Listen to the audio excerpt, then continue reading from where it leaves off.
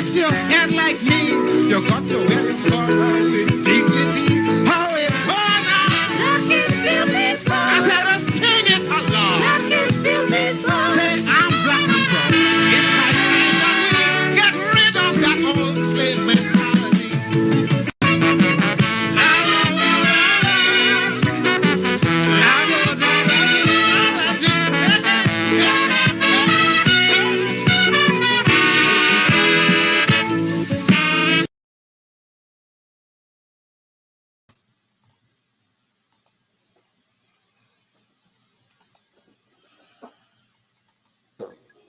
Per se. So I think that song is necessary. That is what Calypso is all about. Oh yeah, Calypso is that's Calypso.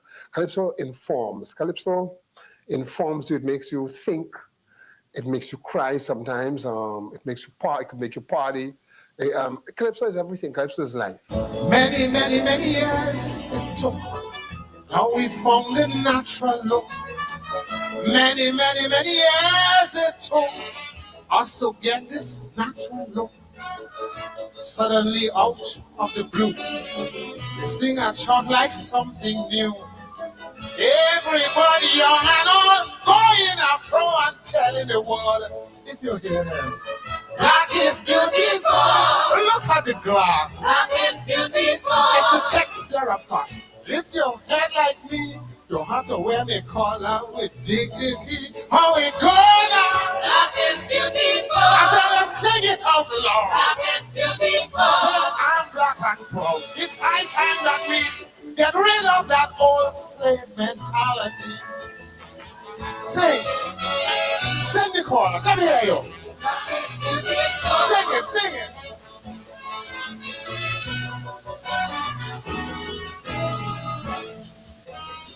It's quite important, simple though it seems. We have achieved what once was thought a dream.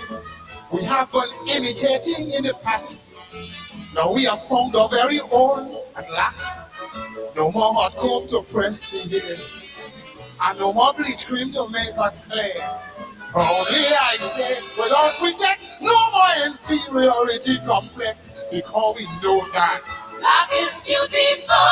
Look at the glass. Black is beautiful. It's the texture, of course. Lift your head like me. You have to wear me collar with dignity. How it go now? Black is beautiful. I said, sing it along. Black is beautiful. So I'm black and proud. It's high time that we get rid of that old slave mentality. Sing it.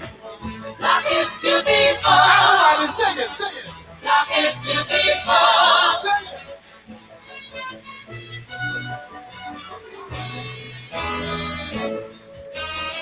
My brother, why do you deny the fact when someone says that you are black? Your skin is very clear, I do agree. But don't you know you're a black man just like me? There is no in-between in race. You've got to find your rightful place. Living a life no pretext shows your inferiority complex. Don't you know that? Black is beautiful. Look at the shine. Black is beautiful. It's yours, it's mine. Lift your head like me. You have to wear the collar with dignity. How it go down? Black is beautiful. I said, sing it out loud. Black is beautiful. So I'm black and proud. It's high time that we get rid of that old slave mentality. Higher. Black is beautiful. Black is beautiful. We go now. Black is beautiful. I said, sing it out loud. Black is beautiful. So I'm black and proud. It's high time that we get rid of that old slave mentality. Sing the chorus. Let me hear you. Sing it, sing it.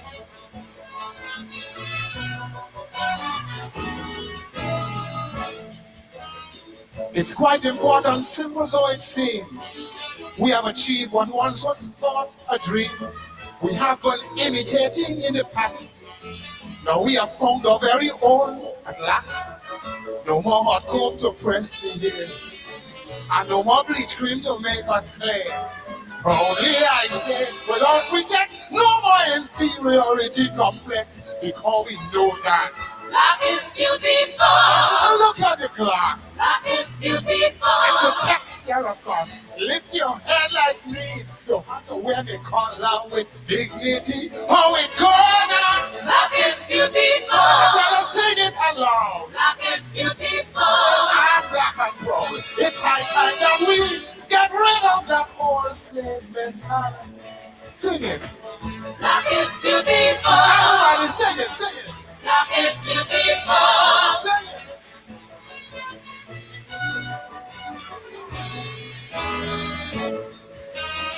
My brother, why do you deny the fact when someone says that you are black? Your skin is very clear, I do agree. But don't you know you're a black man just like me? There is no in-between in race. You've got to find your rightful place. Living a life no pretext shows your inferiority complex. Don't you know that? Black is beautiful. Look at the shine. Black is beautiful. It's yours, it's mine. Lift your head like me. You have to wear the collar with dignity. Oh, it go down. Black is beautiful. I said, sing it out loud. Black is beautiful. So I'm black and proud. It's high time that we get rid of that whole slave mentality. Higher. Black is beautiful. Black is beautiful. Oh, oh, oh, oh, oh.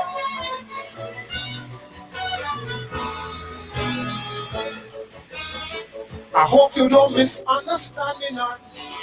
I'm not comparing us with anyone. I'm only saying that people that we are should never feel ourselves inferior. The Lord above who made the night and day has given both their equal parts to play. Now if you are on our side, open your mouth and sing it with pride. Let me hear you say, Black is beautiful. sing it out loud. Black is beautiful. Say, I'm black and proud. Lift your head like me. You have to wear the collar with dignity. Oh, it go now. Black is beautiful. Sing it out loud. Black is beautiful. I'm black. It's high time that we get rid of that old slave mentality. And let me hear you say, Black is beautiful. look at the glass. Black is beautiful. It's a texture, of course. And lift your head like me. You got to wear the collar with dignity. Black is beautiful. Black is beautiful. Black is beautiful. Oh, yes. Kelvin Pope, the mighty Duke, the mighty Duke. That was the anthem for the Black Power movement way back then. Sang that in 1968. Duke did something that no Calypsonian, including the mighty Sparrow, ever did. He won the Calypso Monarch 4 successive times. 1968, 1969, 1970, 1971. Oh, what a feat. And the years he won it, those were the Black Power years, the years when the Black Power movement took root. Black is beautiful. Black is beautiful. It's still a relevant anthem today as it was then. Some people are scared of it. Some people are scared to say it. Some people would prefer that it never existed. We say black is beautiful. We say black is beautiful because at one time, the world felt that black was ugly. And when we say black is beautiful, it's to affirm our identity, to affirm our equality, to affirm our commitment to equity. And as Duke himself says, we are not trying to say that we are better than anyone. We are not trying to say that we are more beautiful than anyone. All we're trying to say is that we are equal. We deserve to be treated equally. Welcome to Politics 101. Tonight, we are continuing our conversation on race, ethnicity, and the economy in Guyana. Our guests, just as they were here last week, Eric Phillips, chairman of the Guyana Reparations Committee, and Vincent Alexander, chairman of ITPADG, the International Decade for the People of African Descent, Guyana. Two very important organizations representing two strands of the movement, very important strands of the movement, here tonight as they were last week. This week we are going to be talking about what to do. Last week we talked about the relationship between race and the economy. And this week we're going to talk about what to do. Both organizations are important, very important. The reparations movement is about repairing. That's where the term reparations come from. It's about repairing. And after more than 400 years of enslavement, in our instance, it was not quite 400 years, but after such a long time, it's time, always there is a need to repair. We in the African Guyanese community, we're always trying to repair the scars of bondage, trying to repair the damage done psychologically, economically, politically, all the killing that you can think about, we've got to repair. And ITPADG is also about repairing because the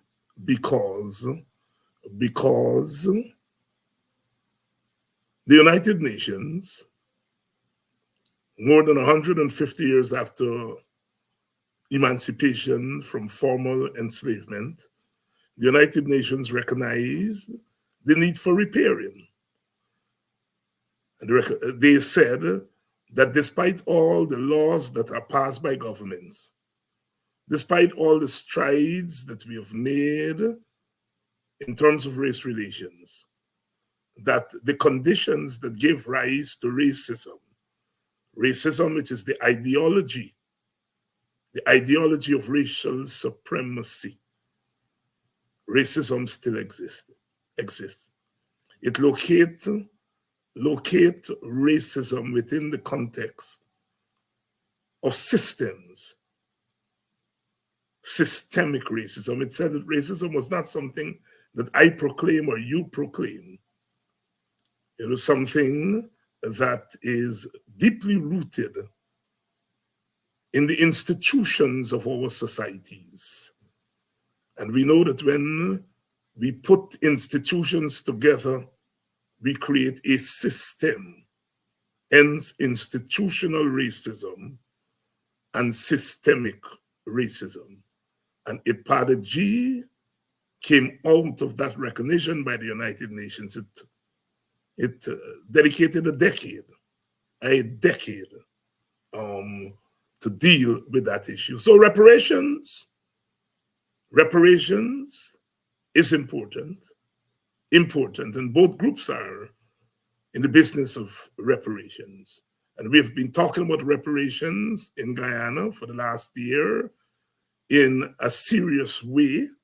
Not that we were not serious before, but you remember last year with the visit of the Gladstone family, a whole new conversation emerged.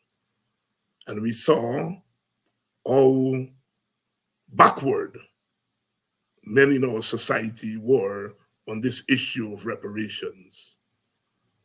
And some of us were bold enough to say that we need to broaden the conversation on reparations. That we're talking about reparations not just from the slave masters, not just from the slave state, but from the successor state to the slave state. What we call today the Guyana state, that inherited the assets, if there were any, they retained the assets of the slave state, the colonial state, and they also retained the liabilities of that state. And so therefore, our state itself should look into joining in the drive for reparations, repairing, that's what it is. It is not that we have not given reparations, we have. We know that the United States of America has given reparations to the Japanese, for example, for what it did to them during the Second World War. We know that. We know that. We know that the United States promised reparations to Africans. 40 acres and a mule. They never delivered. In Guyana, we know our Amerindian brothers and sisters got reparations. The successor state to the colonial state at the time of transitioning from colonialism to independence, lands were awarded by law to our Amerindian brothers and sisters. God bless them. That was reparations. The slave masters were given reparations by the slave states. When slavery came to an end, they got reparations. The indentured system that brought our Amerindian and our Chinese and Portuguese and East Indian brothers and sisters here, that system itself was a form of reparations to the slave masters. We know that when the Chinese and Portuguese came here and they did not fit in to the plantation system, or they were not fitted into the plantation system, they were given affirmative action. They were given license to get into the entrepreneurial sector. When Africans were denied license, that was reparations for Portuguese and Chinese. And we know our East Indian brothers and sisters were given easy access to land. Easy access to land once indentureship was finished. That was a form of reparation. So reparations is a fact of life. All groups get reparations. White people in the United States of America, as a result of something called the Indian Removal Act, an act passed by Congress in the 1830s, transferring lands that were owned by the native Indians, transferring those lands to white Americans. The Indian Removal Act, a law passed by Congress. And when the Indians, the American Indians, refused to give up the land, they were forcefully taken away from them and they were herded west in what is now known today as the Trail of Tears. And the lands were given to white people. That's the American dream. That is how white people came to own property in America. That was reparations. Reparations are a fact of life. The only group in the Western Hemisphere, the only group in Guyana that was not afforded reparations is the African. And we must say it, not because we are jealous of reparations given to others, but because we are saying, by God, we are equal and we deserve it and we merit it. Because our experience has been singularly unique. Welcome to Politics 101. We are doing it tonight as we do it every night at 7 o'clock during the week. It's a place to be. Welcome to you. If you're joining us from the United States of America, you're joining us from Canada, anywhere in North America, anywhere in our Caribbean, anywhere in Europe, England, France. Welcome to Politics 101. Our brothers and sisters over there in Cayenne and Paramaribo, meaning Suriname and French Guyana. Welcome to Politics 101. And to the brave brothers and sisters who still are there in Baracara. Welcome to Politics 101. There's all this stupid talk. I discovered young Shamar Joseph, who lifted the Caribbean region on his shoulders and brought us again into the limelight, as we have always done. We have always lifted the Caribbean on our shoulders. And that young man with a Bruce too lifted the Caribbean on his shoulders. and allowed us to breathe and to see the light again, so many of us wept openly. We saw a few nights ago Professor Clive Thomas breaking down and crying as I asked him to make the connection between his own work and what that young man did. So many of us wept tears of joy by the rivers of Babylon, where we sat down and where we wept. We were always weeping by the rivers of Babylon. And I hear some of you are trying to criticize that brother because he said thanks to President Ali for helping him to get a contract in the CPL. And we are beating him on his head and saying he should not do that. Well, was President Ali the only person he thanked? Before he thanked Ali, he thanked Barakara. He thanked Guyana. He thanked his teammates. He thanked his brothers and his sisters. He thanked Romario Shepherd. He thanked Ian Bishop.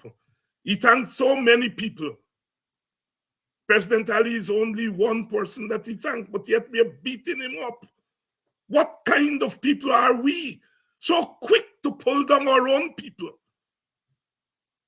If we wanted him to say black is beautiful, my God, why should he have to say it when many of our political leaders can't even say black? Something is wrong with some of us.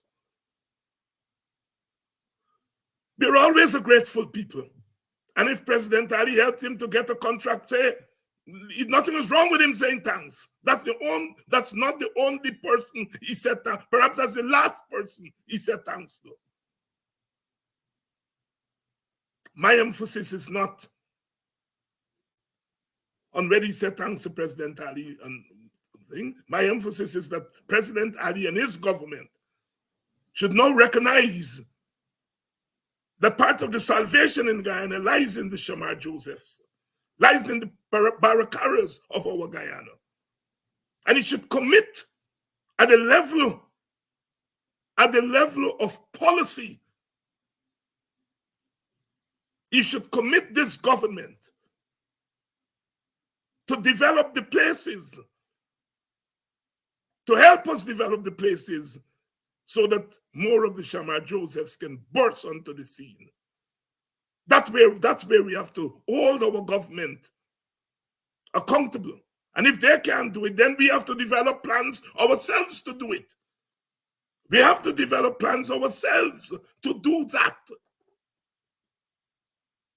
Black man, where is your God? Black man, where is your plan? Yak, yak, yak, yak, yak, yak. That is the root of part of our problem. We chat nonsense. If the man appear in a picture with President Ali, so many of you, if President Ali show up, will take pictures with him. Does that mean that you all have committed suicide? No. Leave Shamar Joseph alone. Let him bask in the sunlight. He has showed us what black people can do when the rules are the same, when the rules are even, when there is an equitable playing field. He has shown what black people can do. He's 24 years old. Listen to that young man coming from a place that has no high school, just a primary school. He speaks well. He's a thoughtful young man. Leave him alone. Get off his back. He should inspire us, not for us to sitting on the sideline and yapping. That's my 2 cents tonight on that issue. You all don't get me going here. Don't get me going on that. Welcome to Politics 101. I love you all. I love black people. Some of us are misguided, you know. If you leave us, you know, some of us will say we didn't come here as slaves or enslaved people. Our foreparents drove the ship that brought us here, and so on. And some of them did drive the ship because they had knowledge of navigating ships. So some of us did, but you know, some of us say that in order to escape the fact that we're black. Beautiful. Welcome to Politics 101. We're doing it tonight. We're doing it tonight. I'm always grateful to have all of you here because we are in conversation and we're on the move. We're moving out of Babylon. We're moving out of Babylon. We're moving out of Babylon. That's what the Maroon movement is about. It's a movement away from plantation. That's what Barakara means. They say everything he comes from humble beginnings. Oh, he was a security guard. He's a Maroon. He's a son of a Maroon. I'm staying here. I'm moving out. That's what he's a son of. And if they don't say it, we should say it aloud. And that is why when he took that last wicket, or when he took any wicket, he ran away from the pitch. He ran towards the boundary because the CLRJM said cricket is beyond the boundary. The instinct of the black man to know that we got to move away. Beyond the move, we getting out of here. Always. Always. I don't know about you all, but we are moving on. We're not staying. And all those who wash them out on black people, or what them do, the PPP break, beat them up, they do nothing. Consciousness is a thing, it's a process. And when that consciousness manifests itself in the open space, I hope some of you don't run away or condemn our people. Inevitably and inexorably a day will come, says Martin Carter. Let me repeat. Inexorably and inevitably a day will come. If I do not live to see that day, my son will see it. If he does not see it, his son will see it. And it will come circling this world like fire. It will come to this land and every land. And when it comes, I'll come alive again and laugh again and walk out of this prison. That's where we are going. And that's what we are working for. Some of you all believe that struggle and politics is hamburger. Instant. Fast food. That's what you all think. Some people think politics is. No. I hear people talking about the general strike and the teachers alone should go on strike. And you all know what a general strike entails? That's why it don't happen every day. And people talking about how Indian people just come together, and if it was them, all of them would have come together and strike. Let me tell you all, I was around in 1977 with the Gahu strike. 2 cane cut in the family, daddy and son. The son go out and walk this week, the daddy strike. The daddy go out and strike. This week, the son stay home. That's why they were able to go for 135 days. Not because they got unity that black people don't got. Strike, a general strike. It's not an easy thing. Costs billions of dollars. I hope when you all call for a general strike and if those people go on general strike, you all put your all money to help a general strike. Sometimes some of our people chat knowing nothing about nothing. Always washing your own mouth on poor people who got to wake up every day in that mess we call Guyana and survive. And some of us just stay in the corner talking nonsense. Not you all here. Most of you all, if not all of you all here, know what time of day it is. Know what time of day it is. Always believing that other people better than us. You all think strike. Some of you all were shocked when I gave you all that information. That's how our East Indian brothers and sisters were able to survive that 135-day strike. It's not all of them come out and striking every day. You're striking against the state.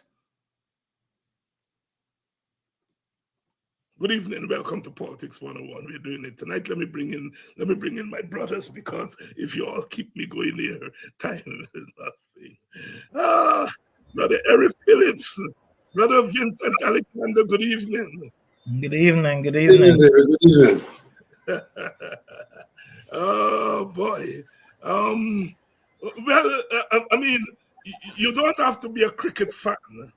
You don't have to be a diehard to have been moved by what young Shamar Joseph did. That moment, that moment. We saw the likes of Brian Lara and Carl Hooper weeping, crying. And Ian Bishop made the point that he played with Hooper and Lara. They weren't, you couldn't find two cooler men than them. We all know that we used to call Carl Hooper Carl Cool Hooper. And to see them cry in public, it says that something happened. Something happened. That moment means something. It reveals a consciousness on the part of Hooper and Brian Lara that we may not have attributed to them. That they were crying not because they wanted to waste tears, but there was something about that moment that resonated with them as Black men, as Caribbean men. And before we start off tonight, I would like to get your insights on what that moment means from your standpoint as among other things, Black activists. And I'll start with you first, Vincent. Thank you, David, and good evening to viewers. There's so much that could be derived from that moment. And therefore, we will see different people expressing their views from different perspectives. There are 2 points that have come to mind. The first one is related to this whole question of reparations and to the decade of the people of African descent. We know that this decade is centered around the question of equity,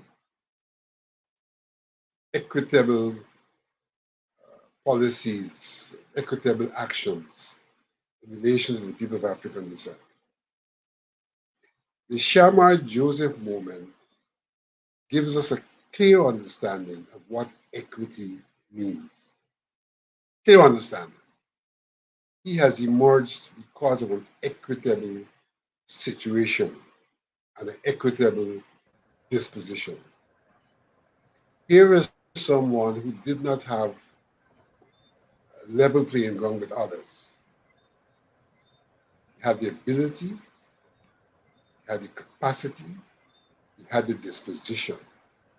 But unless special attention was paid to him, he would not have been able to put at the disposal of West Indian cricket himself with his ability and capacity. It is because there were those who saw him and outside of the normal circumstance and normal consideration said, here is someone with talent. Here is someone with commitment. And rise him up.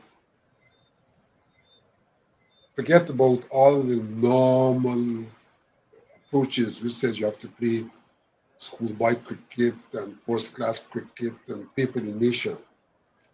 They saw his talent and went straight to him, placed him in an advantageous position, which he's been able to utilize to equalize himself with others who would have had greater facilities, greater opportunities than he would have had for them to get where they got to.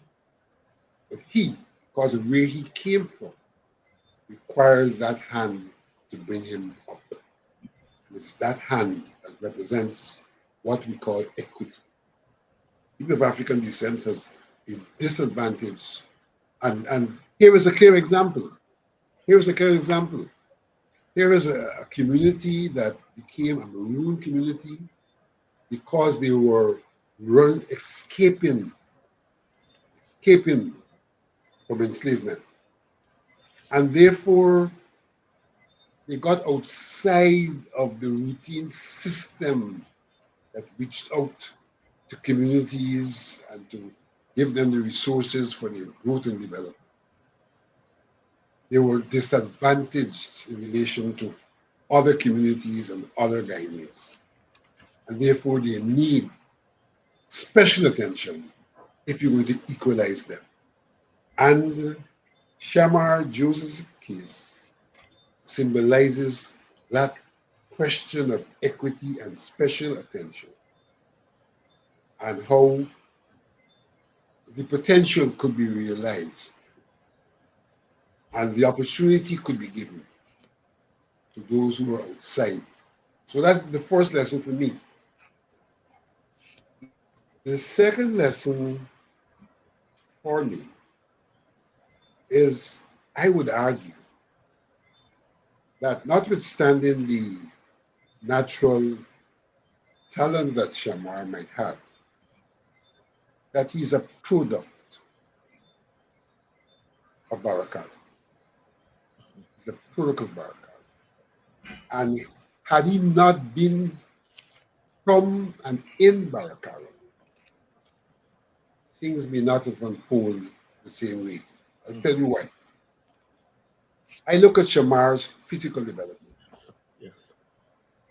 When you look at Shamar's physical development, it has to be related on one hand to the nutritional aspect of his upcoming, notwithstanding the community he came from. They must have been using organic foods.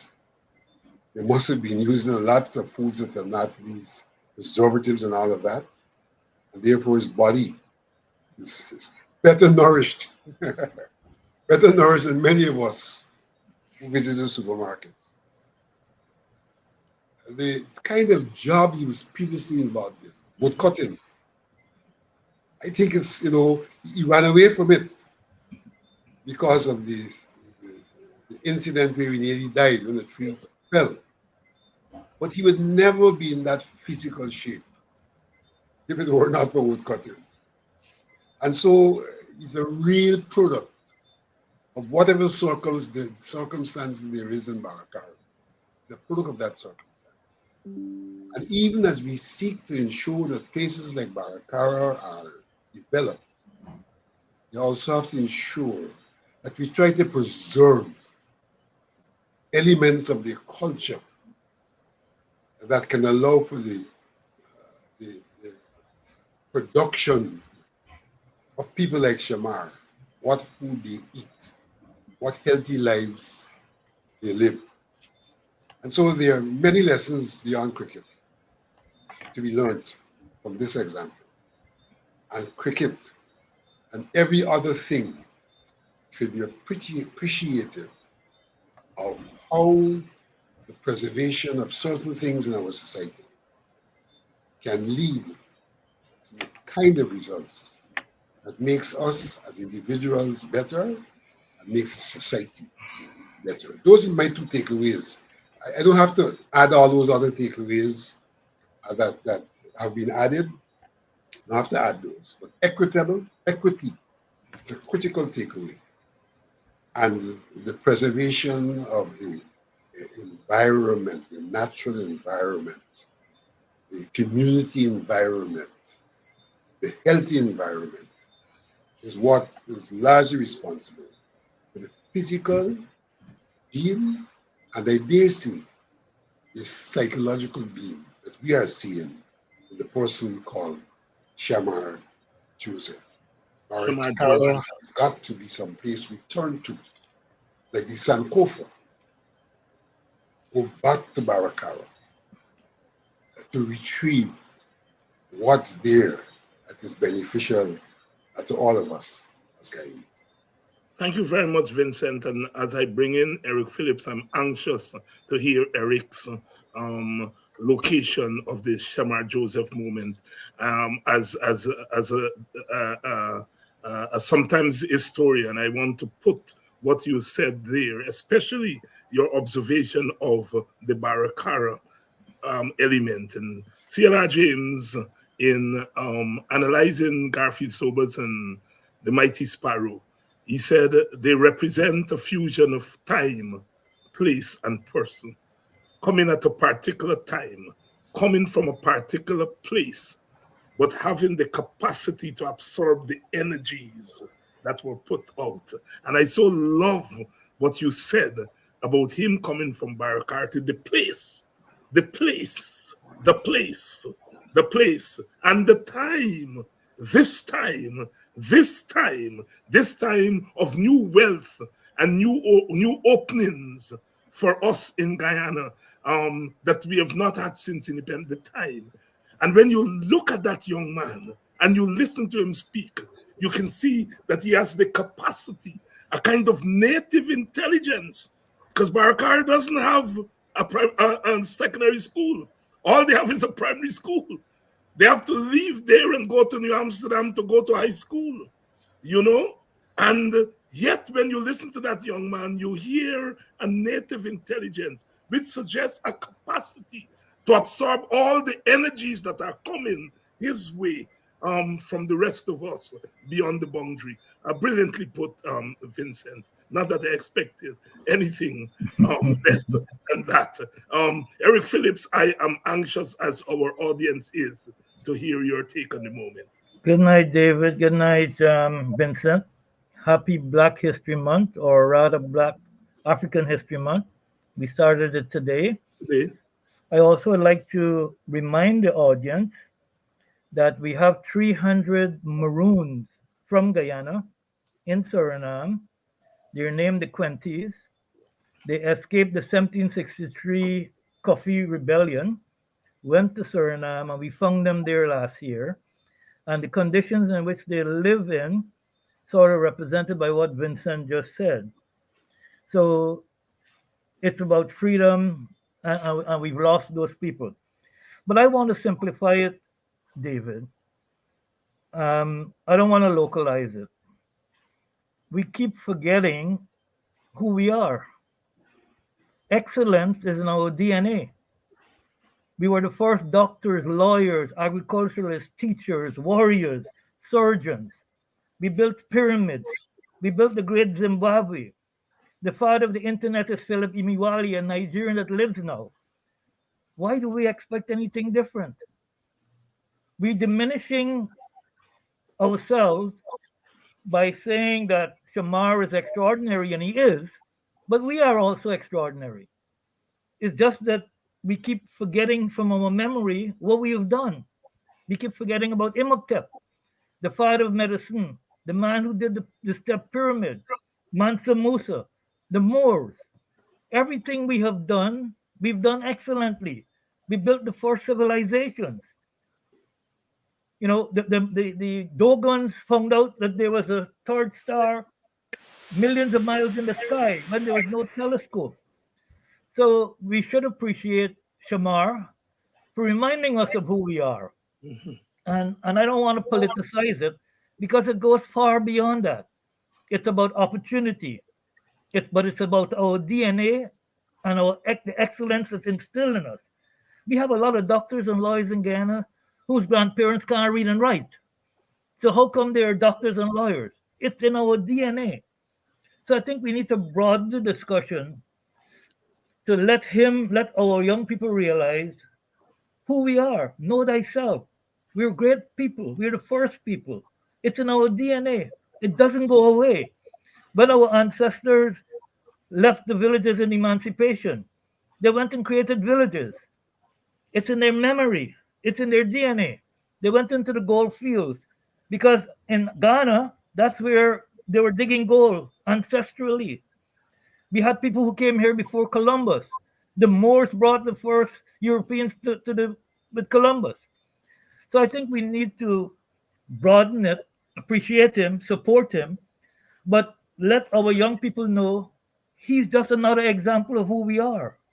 And he was given the opportunity to shine. He went through all sorts of difficulties, and that's what we're going through.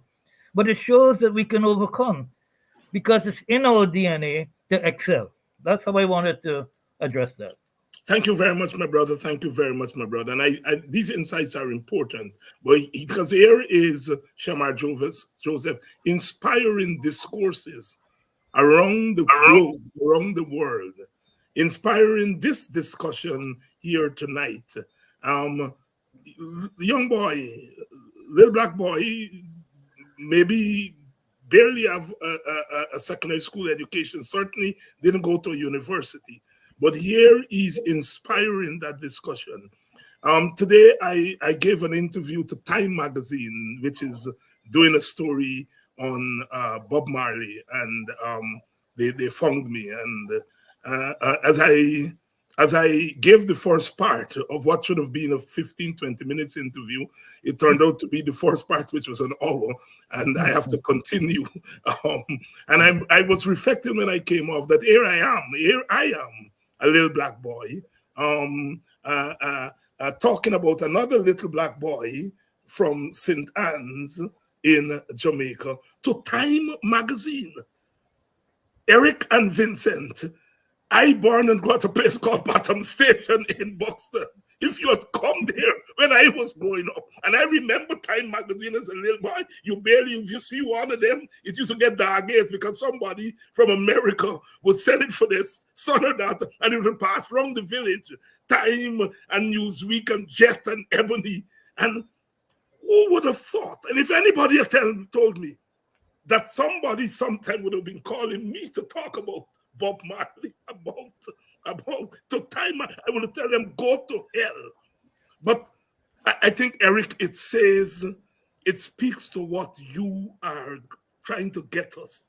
It's that it is within our DNA, and it manifests itself in so many, many, many, many ways.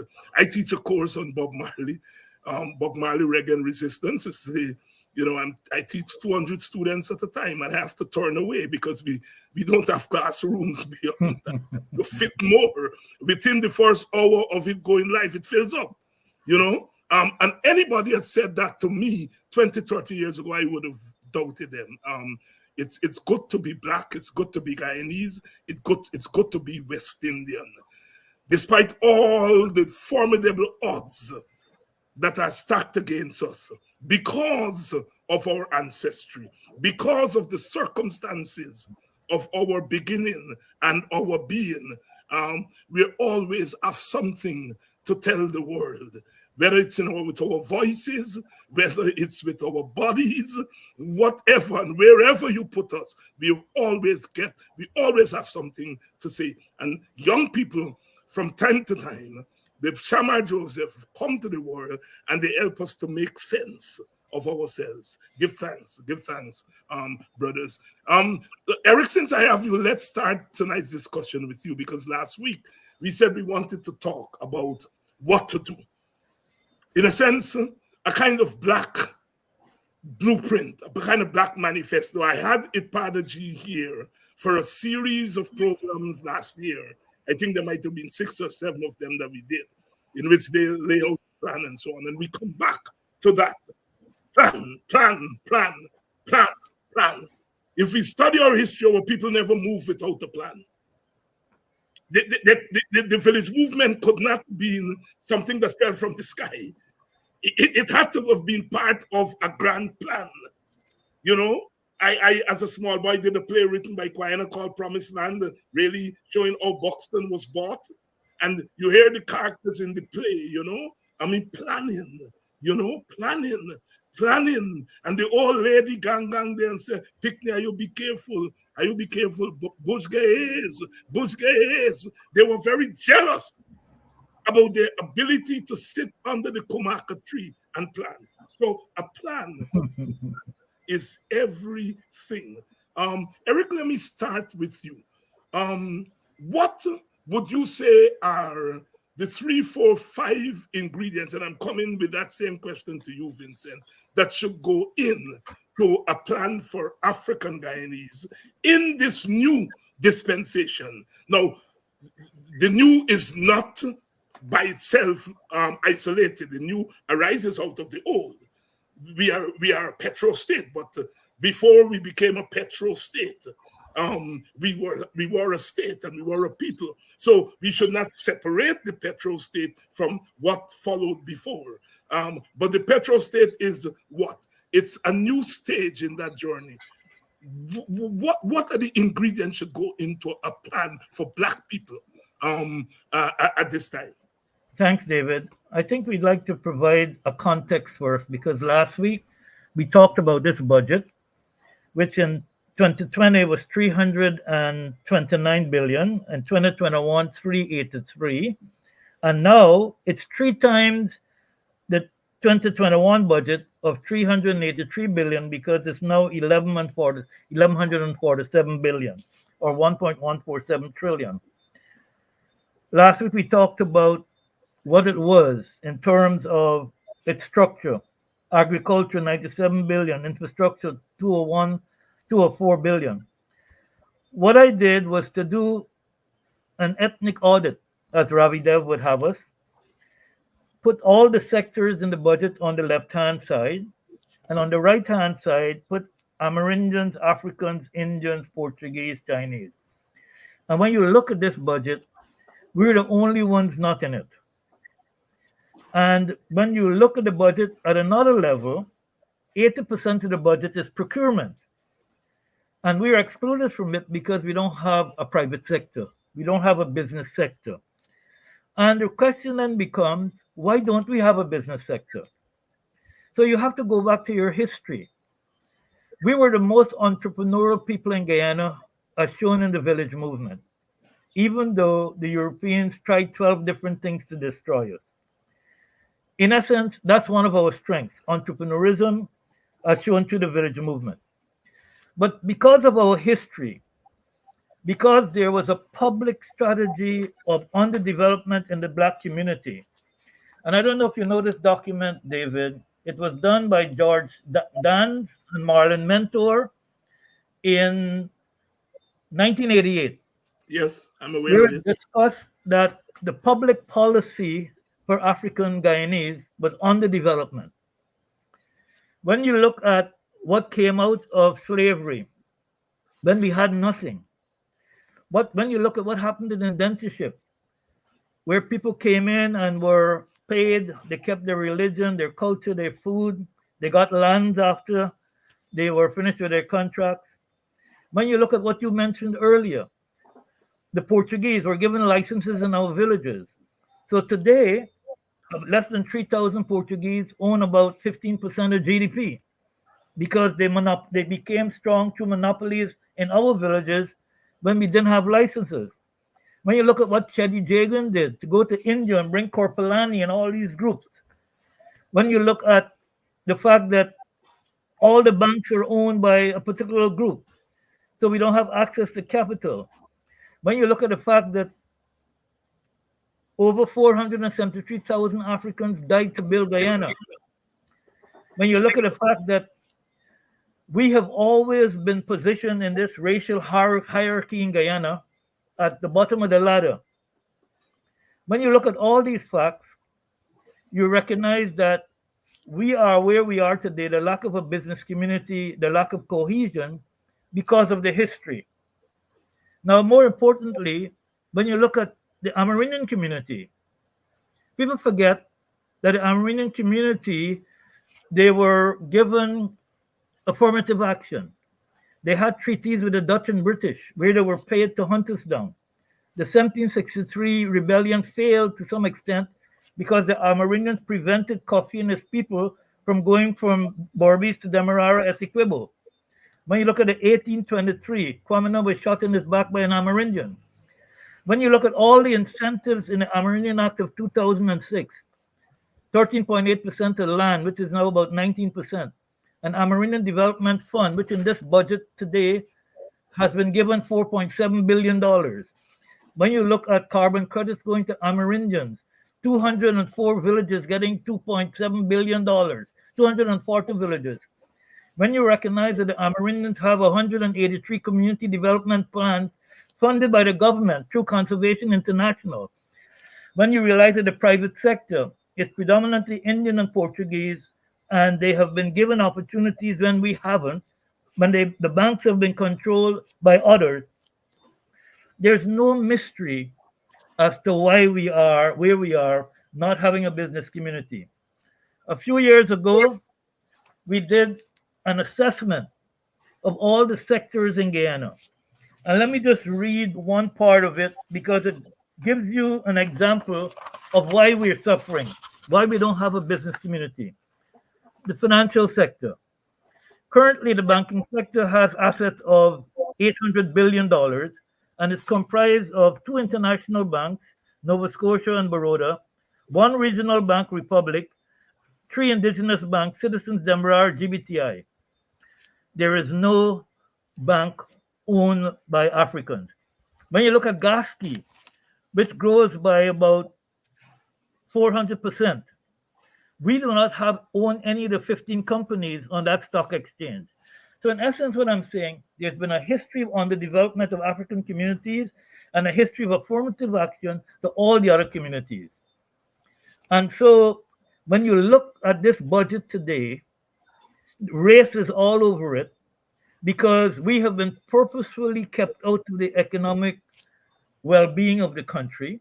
We don't have any generational wealth because we're in the public service by for historical reasons. And when you look at where we are and what we need to do, then you have to look at what are our strengths, what are our weaknesses, what's the political environment, what's the technological environment. And I've done all of that. I did a PESTEL analysis, I did a SWOT analysis, I did a sector analysis, and I've come out with key risks, development priorities, and key success factors. So to give you five, I want to take you through all of that, but I can't. I think we need a separate session to take us through all the things. But here are the key risks for me. Yes. Climate change. By 2030, Georgetown is underwater, according to IPCC, and all of our villages, all of our capital assets, all of our generational wealth, Buxton, Victoria, all of that, those are at risk. No one is addressing that, either the PPP or the opposition. When you look at the political risks, we should recognize by now that winner take all is detrimental to African Guyanese. We had 80,000 Africans at emancipation, and between 1838 and 1917, 239,000 Indians were brought here, 75% went back. And so that difference in a winner-take-all system will always be on the side of in the Indian community. And when you look at what this budget says, this budget is a very political budget where it gives Amerindians carbon credits, where it gives them 4.6 billion, it gives them a ministry. And if you look through all the different areas, 1 billion for jobs for CSOs. So you have the political in charge nurturing the Amerindian community so that they will vote for them at our expense, because even though the Amerindians are also not in this ethnic audit, because they also don't have a private sector, there are a lot of things being done to support the indigenous community, rural electrification. Region 9 is an agricultural hub.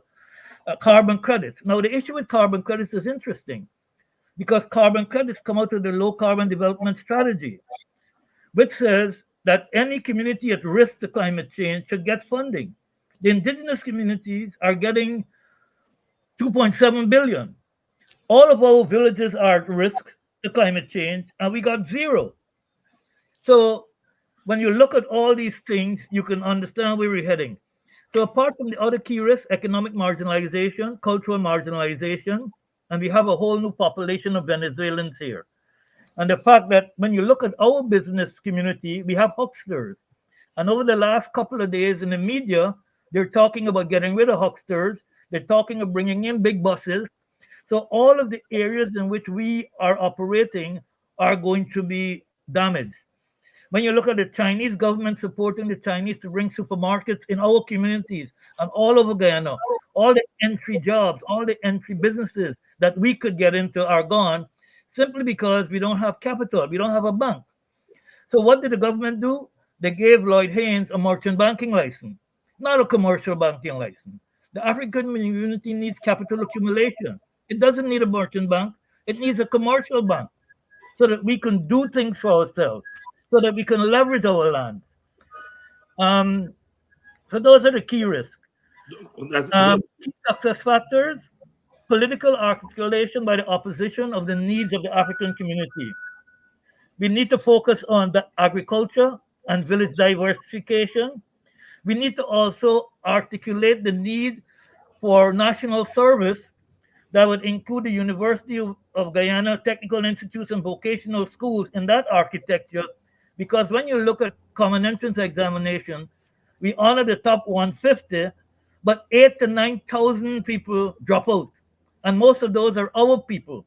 So when you look at an oil economy, we're not educating African Guyanese to participate in that economy, which reinforces the exclusion from the private sector, which excludes us from ownership in the oil and gas, etc. We also look at we need village diversification through community entrepreneurship. We are natural entrepreneurs. The village movement told us that. And we also need to teach history in school. Because until history is taught in school, other races will never respect us because they'll get the racial entrepreneurs saying that we're lazy and we're monkey. Look at the last election. Our history will show us that 3 of the 9 Amerindian groups came here 100 to 200 years after we were here. The Waiwais, the Wapishanas, the Makusis. It will show you what Indians got in terms of the villages in Wim and all these places after indentureship. It will show you the whole history of why we've been deprived when others have been affirmed. So we need to teach history just for the sake of our own children's self-esteem and also to make sure that other races will vote for us. Because if they believe Africans are animals, they won't want to vote for them. It's the same caste system idea that we're at the bottom of the ladder, and why should an Indian vote for a black man who's beneath me? So those are a lot of things. Development priorities, agriculture. We need a bank, capital accumulation. And we talked about it here. We described this. We gave this to the Granger government. Here it is. Government interventions for banking. A whole 9 of them. And we did every sector, financial sector, we did land, we did agricultural sector, we did the water sector, energy sector, transportation, logistics, all of that. This has been done. And we are going to get into some details of that plan that you have there, Eric, but allow us to bring in Vincent so that he can weigh in this early stage of the development of what is to be done. What is to be done, Vincent? Did you read that book by Lenin as a small book? And I'm sure in the YSA.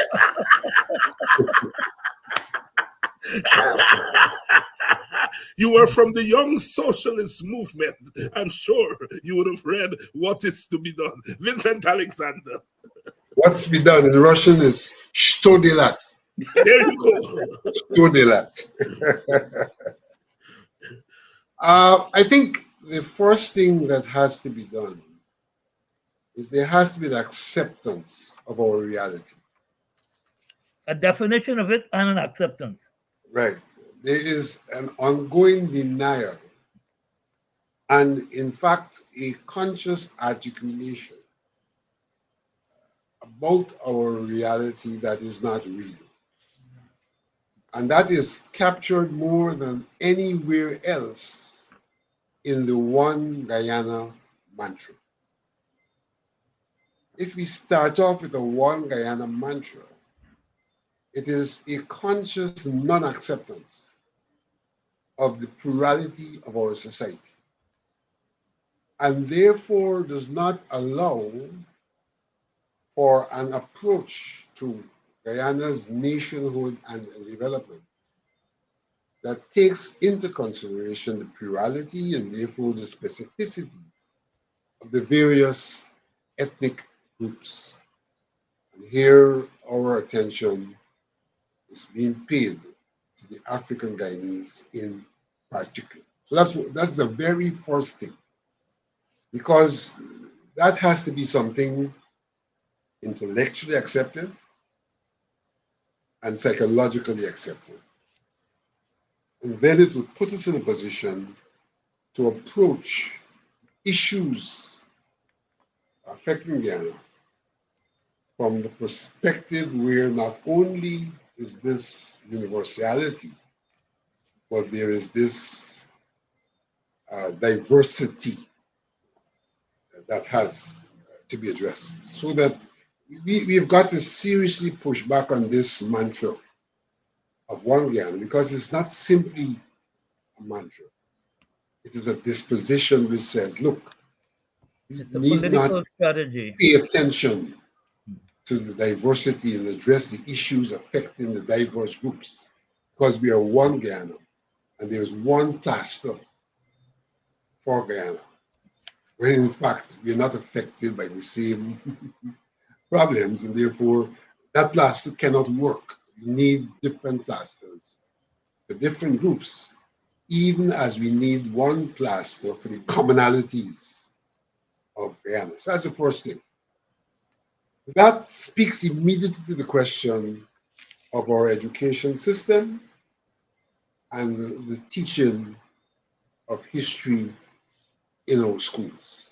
It is critical at every level, even starting from the level of kindergarten. It's amazing how cognitive these little children are. Starting from that level, using the appropriate approaches, integrative approaches, etc. You have to teach about the history of the Guyanese people, where they came from, how and why they came, what has happened to them since they came, and what contributions they have made to the growth and development of this country. That is critical and important. And then we have to look at what is the reality of the society today. I think Eric has, in some regards, has touched that. We have got to ensure that our policy decisions are made against the background of the ethnic assessment and the data by ethnicity. So that's the only way we can address the diversity. We have to know who is where in every sphere, the educational sphere, the health sphere, the economic sphere, etc. So that from a policy perspective, we've got to start to inform policy by data that reflects ethnic realities of our society and how we are positioned in the various sectors as ethnic groups, and therefore what kind of attention is required for equalization through the application of equity as a mechanism for equalization. We have to recognize the psychological and material disparities, psychological material, and to break down the insipid psychological warfare that goes on in this country. There's a psychological warfare that seeks to perpetuate the mental slavery that we have been subjected to. Through We have control been of the media. physically freed, but subjected to mental slavery. Mhm. I want to give a very living example of the psychological war. Two examples. I always recall a living experience I had where I'm driving my second-hand Jeep. You still got it. And I still have it, 20 years in it. And a little black boy approaches me at the gas station. And all he could say to me is, you're driving Bossman Jeep. Mhm. His psychological disposition does not see a black person as being the owner of that Jeep. And he's not in a position to aspire by virtue of the acceptance that we can own. He can't aspire. He has to accept that it's Bossman Jeep you can drive. You know? So that we have to get to the point where that psychological disposition changes. But that psychological disposition is being perpetuated. And I'll come to my second example. If you go down think it's St. John Road it's called, just beyond Lemaha Street, you will see a signage up there of the Guyanese who have done well in education. Yep. Yep. Mm-hmm. You have Warfare. 5 Indo Guyanese. I'm not saying those 5 Indo Guyanese haven't done the best. I'm not saying that. I'm not taking that away from them. But in a multiracial society, where one of the challenges is the psychological state of people, it's an insensitivity at minimum, and probably an intentional aggressive act. It Put up is. those 5 pictures so that the image you get as a Guyanese is that these are the ones who are the bright and successful. The others are not worth the while. Mm-hmm. You know, and that picture is very, very strategically located. Yes.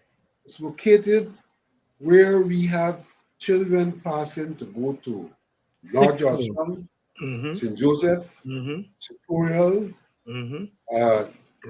Richard Queen's College College. Secondary School, GTI, GITC. Mm-hmm. Queen's College. It's unbelievable. Mm-hmm. But it's an act of warfare that is perpetuating a mental state of the African Guyanese from 2 perspectives. How the others feel about us, they're not up there, they're not working. And how they feel about themselves. We are the ones who are worthy. And that is Vincent, only could what I? one place. Yeah, Vincent, could I add something? Remember 2 years ago, an Amerindian youth drew a picture of the First Lady and a black woman on her knees with a baby in her hand looking up to her. That's how Amerindians believe we are, that we're beggars, we're fatherless. And that is because of this psychological warfare that goes on daily in the media. And it came to roost during elections with dog and monkey and this and that. It's taught every day. And those images reinforce it. The Definitely. school board. Mm-hmm. And you know, this warfare has been going on for a long time. Yeah.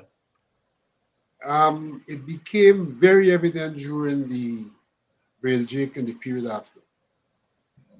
There were acts of propaganda in the Amerindian communities that spoke to African Guyanese as criminals, to the extent that the Amerindians were being told that they had to protect themselves from the invasion of their villages by these criminals. And Vincent. what we experienced, and I'm talking lived experiences, Mhm. what we experienced during that period, you go to a village and you don't see anyone. And you say, why is it there's no one in this village? But then you discover that because the word was passed that the criminals are arriving, Mm-hmm. everybody withdrew into seclusion.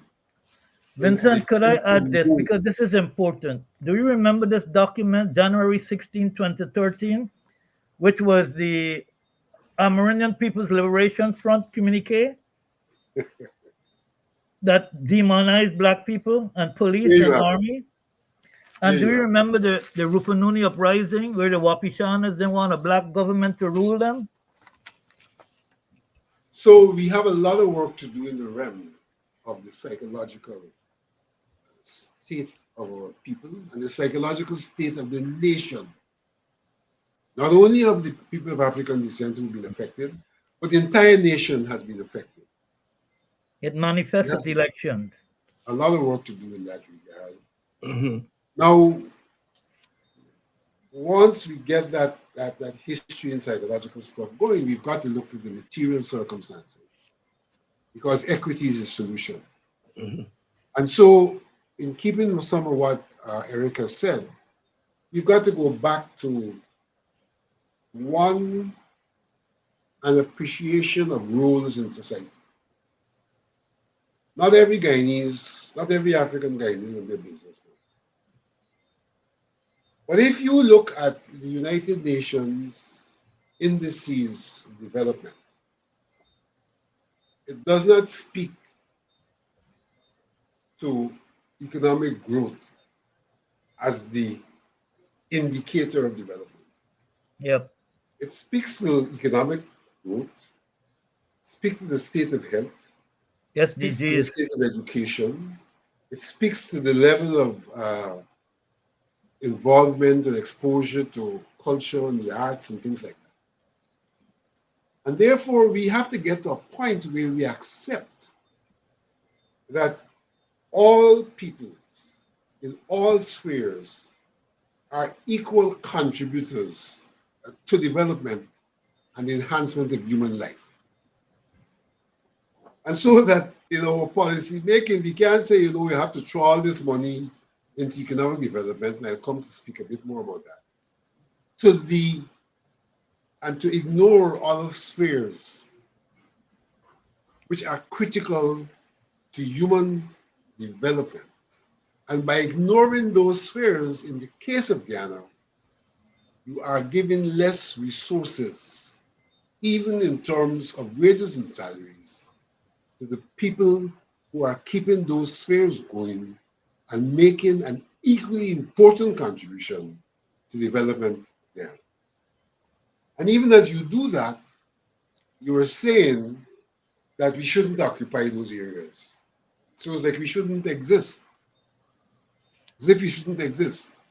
But you're starving us in terms of the worth of what we are bringing to the table in our development. So even as we seek to psychologically return to our entrepreneurial practices, at the general level, there need to be an appreciation of the role of each sector in human development. And by virtue of that, an appreciation of the role of African guides, who are playing a critical role in the education sector, in the health sector, and other areas of service. Vincent, do you remember when the African Business Roundtable was founded? No government official attended, the IDB was there. And the next day in the newspaper, Roshan Khan, the imam, said that it was racism that black people are coming together to form a business forum. When Indians have their own, Portuguese have their own. So I had to respond to him to say, look, GoPio has an international business conference every year. There are groups again that go. So the view is that we shouldn't be in business because it's racism if we come together to talk business when they're doing it in GCCI and the private sector and AmCham and at home and at dinners and at functions. But we shouldn't come together because business is not for us. And this is a respected leader in the Muslim community, Roshan Khan. Let me repeat, the rule is not about fairness and justice. The rule is not only that we shouldn't be in business, but the rule also is that where we are is undervalued. Yeah, It's not respected. Yeah. It's not rewarded. So we are non-entities. Look at Agricola. Agricola is the most undervalued real estate in Guyana. Look where it's located. The value of an acre of land in Agricola was about 30 million years ago. Now it's about 100 million. We tried to get an extra 30 acres for Agricola. We wrote the documents, all of that. I will not be surprised if people from Agricola are squeezed out of that space in the next 10 years because of the value of the real estate and because it's undervalued right now. So that even if they sell, they don't get what it's worth. All these things are happening in pockets. In Mocha Arcadia, Cane View case speaks to that. Yes. Because when Irfan Ali was the Minister for Housing, he went to Mocha Arcadia, told those people that they should build proper houses. He advised them that they should turn the houses around to face the road, the area where a road will be built, because the value of the real estate would go up. He became president. He went back to Mocha Arcadia, took a meeting at the community center, and told the people that, look, we're building this road. Those of you who are adjacent to the road, your value of your real estate will go up. He told them that.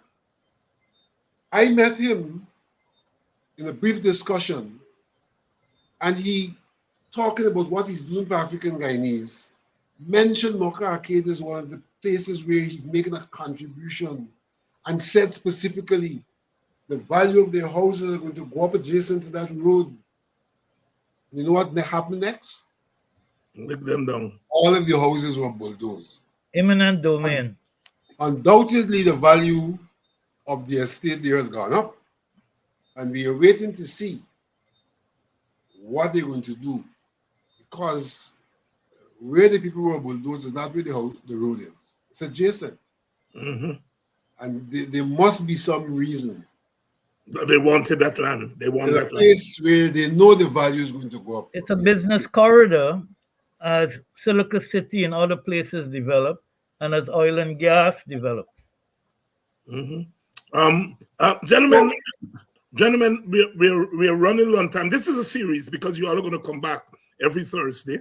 I want to end tonight with a report from each of you, from both of you. A report from the reparations and from Itpada G, because I know there's some things that you all would want to update us on. In the case of Itpada G, I know the challenges that are being faced there, and I want the audience to be apprised of that. So let's start with you first, Eric. Thanks, David. Yes. Got a note today that CARICOM Reparations Commission will be redoing the 10-point plan. It's now about 5 pages.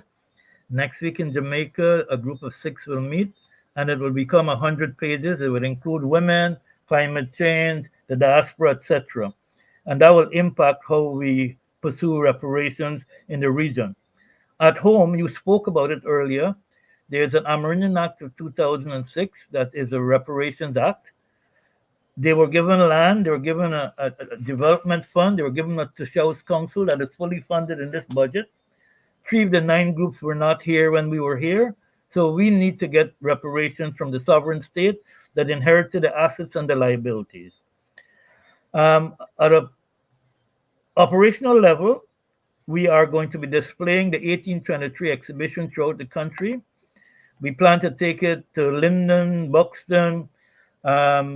We're going to Mocha. We're going to go to over to Essequibo and Berbice, so that people could start to understand the history. And we're starting with Africa before enslavement, because most people don't understand what Africa is and was.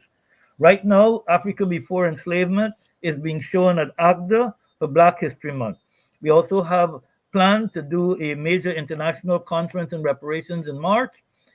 And we also plan to visit the Quenties, who are our Maroon brothers from 1763, who are in Suriname, disconnected from us. And it's quite sad that they've been there for 200 years plus.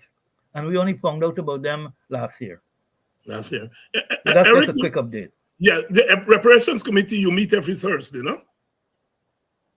Every Thursday from 5 to 8:39. I left early today. We started early so that I can get back here on time because the traffic is maddening. Yeah, and if every anyone, Thursday we meet at the Museum of African Heritage. If anyone wants to join or to participate, to contribute in any way, it's open to the public. We're the only group in the Caribbean that's open to the public. Everyone else is just commissioners. We have 50 to 60 people every week. Okay, any contact number, any website, email yes, address? 226-5519. 226-5519, the Museum of African Heritage. 226-5519. Vincent Itpada G, I know that there's some challenge here. The subvention has been taken away. It's there in the budget. It's still $100 million, but none has been given to Itpada G. And I dare say that is one of the grave injustices of our time. What Itpada G is still there doing work. I know the challenges. Talk to us. Yes, indeed, the 100,000, which is which is an insult to the African Guyanese community in any circumstance. 100 million has been allocated, and the government has, against that allocation, put ITPAT not at Panaji. So, and it says it is there for activities associated with the observance of the decade. And all of that, if one breaks it down, is really an insult to the African Guyanese community because we are not observing a decade. We're not observing a decade. Observances are ceremonial activities. Right. We are seeking in the decade to achieve objectives. Yes. This can be associated with $100 million, particularly when one compares all the monies that have been given to the Amerindians, billions of dollars. It's over $9 billion that will go to the Vincent, Amerindians. there's 147 million in the budget for Or Amerindian that's only for heritage. Yes. Their observation of Heritage Month is A billion for jobs. 147 million. 147 Right? million. Just We for are being told just a that month. we are getting 100 million for observance for a year. There are two things about that. One is we are not in a mode of observance, we're in a mode of development. And in any instance, 100 million for a year is jokey. Now, you know that recently we've had, along with other African Guyanese organizations, to petition against the award of an award to President Ali, what is called the Global African Leadership Award. And we have argued that there's no basis on which he should get it. They have sought to push back. And we have seen DPI facilitating a release of two faceless organizations claiming to be organizations under some nomenclature of unity, saying Ali should get the award. But we have clearly shown that the basis for the award, poverty and equity, that on those bases Ali should not be given. But we have made an observation. You know, we've been doing work with the United Nations, and we have made an observation. The observation is this, that the government has rhetoric which seeks to suggest that they're doing things for the people of African descent. Of course, that rhetoric has not embraced post-emancipation need for reparations. It hasn't embraced that. But they have rhetoric which suggests doing things for the Africans. And we are pushing back against that. And so what we see in emerging is a situation where they are trying to do specific things to justify their rhetoric. And we see that as what we're doing is impacting.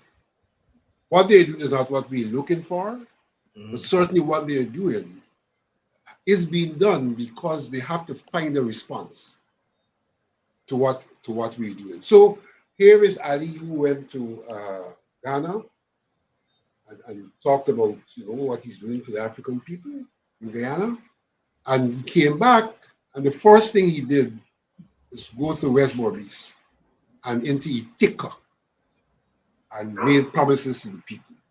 So it's important for people to understand that he's in government, and it's in government's money, it's our money that he's spending, and whatever he gives must be taken. Does not be taken against the background of a nice guy, a nice government. Against the background of the work being done by the African community itself, which is backing them up. Which is backing them up. And we have to Vincent, continue. Apology continues to function even though they're not given the subvention. Yes, we continue to How are you all making out? We are getting some donations from the African Guyanese community.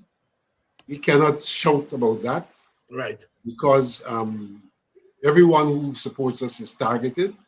Therefore, we have to be very protective of our people who are giving us. We're giving, We are also reaching out beyond Guyana for assistance. And there may be things that we're doing that we may not even be mentioning. Right. Because the idea is really to impact the African Guyanese community with what we do, and not to have things shut down by those who don't want to see us succeed and don't want to see the African Guyanese community grow and develop. But Prodigy Vincent, is very much David, alive. there's a very big missed opportunity internationally. Guyana is on the United Nations Security Council and will be speaking. The government has chosen 4 areas: climate change, women and youth, global peace and conflict. With all the emphasis on reparations, this was the ideal opportunity to make reparations one of those pillars, and it wasn't. So I am trying to figure out what is the real commitment to reparations for Black mhm, people. If at the yeah, highest level of global it's not diplomacy, on the you agenda. have the platform and you're doing nothing. You Yeah, chose things like women and youth. What does that mean? Again, instead of looking at this is a trick. Instead of disaggregating things yes, ethnically, yes, you talk yes. about women and youth and this and that and sidestep the real issue of equitable development.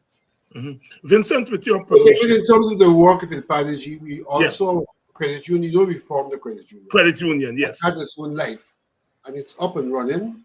And in fact, I came to this forum out of a credit union meeting where we are planning for annual general members meeting in the month of March. So the credit union is there, and all people of African descent are encouraged to join the credit union. It's going from strength to strength. People are still joining the credit union, and I dare say organizations are still joining IPADA G. We have grown from 65. We are now somewhere in the vicinity of 75 organizations. So we are still alive, and with whatever resources we have, we're still reaching out to the African guidance community, and we are demonstrating that the work we are doing has nothing to do with allocating subvention to individuals, and that individuals are there and still working in the African guidance community, largely as volunteers. Yeah, Vincent, with your permission, I want us to do our part here on Politics 101. And those of you who want to make, as usual, our small contributions on this program to IPADG, because I know that you all have recurring bills that you have to meet. You have a staff there. Salaries have to be paid. There are ongoing programs. And I would like, with your permission, to launch a little fund here among our supporters on this program to make your contributions to IPADG. They don't have money, as they say, they depend on contributions. Is that something, Vincent, you would like to endorse? That would be most welcome. We do have a recurrent expenditure that we have to maintain. We have to have security to our place, you know, that we have to have lights, we have to have water. Basic things we still have to have, even as we have reduced the staff to some extent. But we have to maintain some basic things to keep the organization afloat. There you have it. Here are the, to remind you out there. This is, we have the Cash App, the PayPal handles there. Please indicate that your contribution is for IPADG. As I usually say on this program, the old African edict, 1-1 Dotty Bildam, no matter how small your contribution is, please make it, and I'll make sure that it gets to IPADG in short order. They have, as they say, light bill, water bill. They have to pay salaries to keep that work going. The government has not been given them for 2 years. The subvention passed by Parliament of $100 million, they have not been giving them 1 cent. And so in our small way, we air on Politics 101. Please make a contribution, whether it's $10, $15, $20. Those of you who can give much more than that, we are going to be eternally grateful for it. But your $10, your $5, your $20 can go towards helping to pay the water bill or the light bill or the phone bill or any small bill for IPADG. You all have come through when I've asked you for to contribute to organizations. I'm asking you in this Black History Month to give to it Padaji. To give to Padaji. So please, the Cash App handle is on there, the PayPal handle. And if you are in Guyana and don't have access to these things, Vincent, where can they call to drop off a contribution? Our office is still open on a daily basis, and it's located at what previously was the residence of President Hoyt, on North Road between Light and Albert Street. And there's a big sign out there, and that's where anyone can go. We are open to the public to conduct business with us.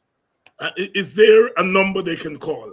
I must confess I don't have the number. Okay, you can, if you all can get that number to me, because I'll do that. This entire month we're going to keep that fund going. Black History Month, you all know this is Black History Month. All that MMG and thing that you all use in Guyana, if you all can get that information to me, that I can make it available to our viewers, especially those in Guyana.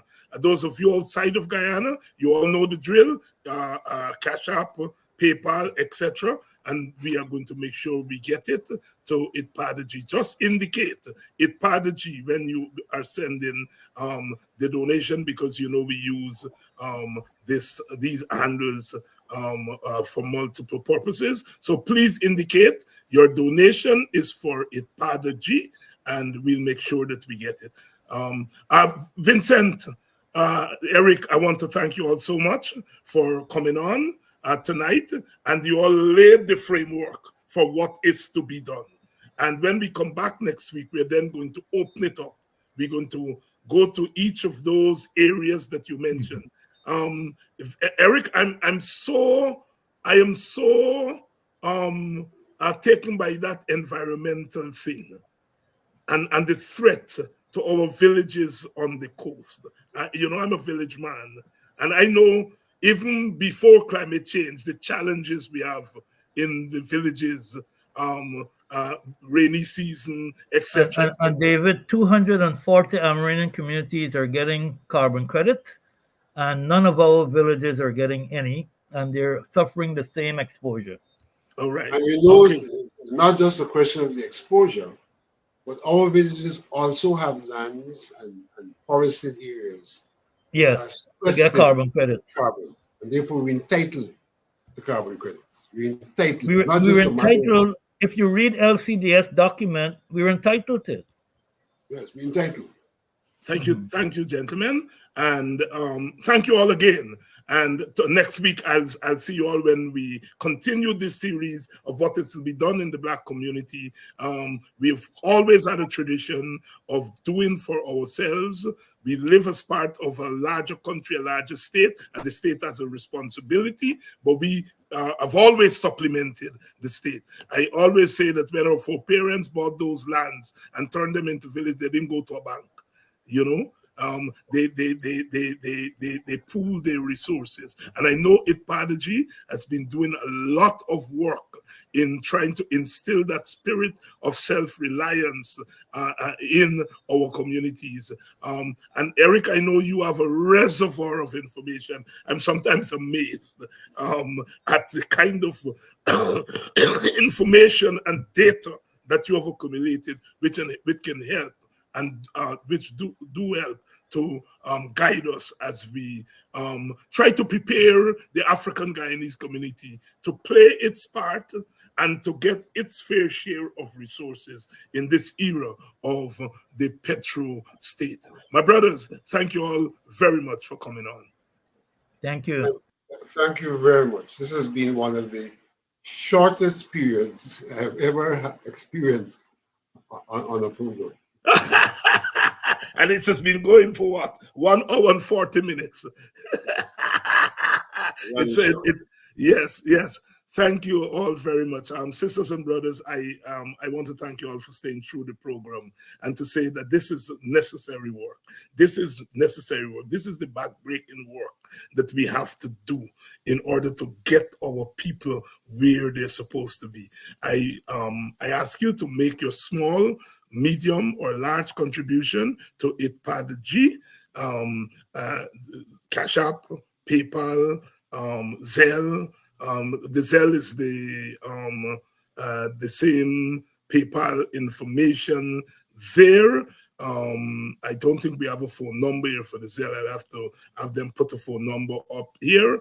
But you can Zelle, you can Cash App, you can PayPal.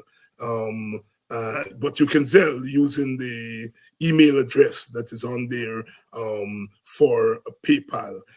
Again, thank you all very much for the love that you all have shown to me, to this program, to the struggle, our struggle to situate our people, to locate our people, and to have them take their rightful place. Thank you all very much. Happy Black History Month, and we're going to be doing it. We're going to be doing it throughout Black History Month, ensuring that we continue to stay relevant and continue to do what needs to be done to put our people in their rightful places. If you hear that, black is beautiful. Santa Claus. Black is beautiful. It's a textile. Lift your head like me. You got to wear it for